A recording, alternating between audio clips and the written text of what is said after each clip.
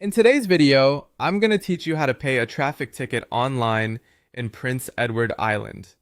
To get started, go to the Prince Edward Island Court's website at courts.pe.ca.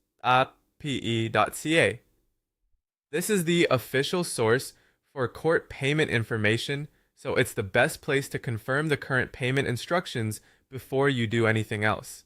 Once you're on the site, look for the page about paying a fine and restitution. You may first see information related to restitution, so take a moment to read that section carefully. Restitution and fines are not always the same thing, and the page helps explain the difference. This is useful because you want to make sure you're following the instructions that apply specifically to your ticket.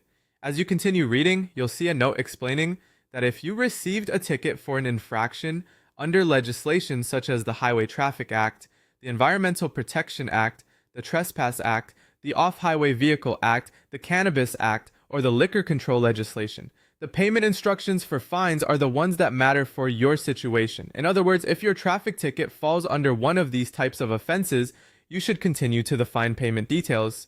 Next, read the pay fine section carefully. This is the part that outlines how traffic-related penalties are handled.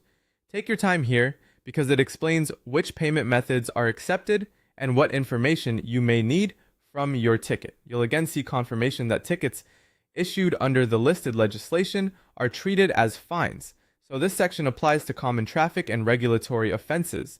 That helps reassure you that you're on the right page and not looking at instructions for a different type of court payment. The page also states that you should not send payments in cash through the mail. If you need an alternative payment option, the website advises contacting a provincial court office to make arrangements. That's an important detail, especially if the method you plan to use is not accepted. Another option described on the page is to mail in a check or money order payable to provincial court for the full amount of the ticket. The amount to pay is the total shown on the front of the ticket in the highlighted amount box. You should also complete the back of the ticket as instructed before sending it.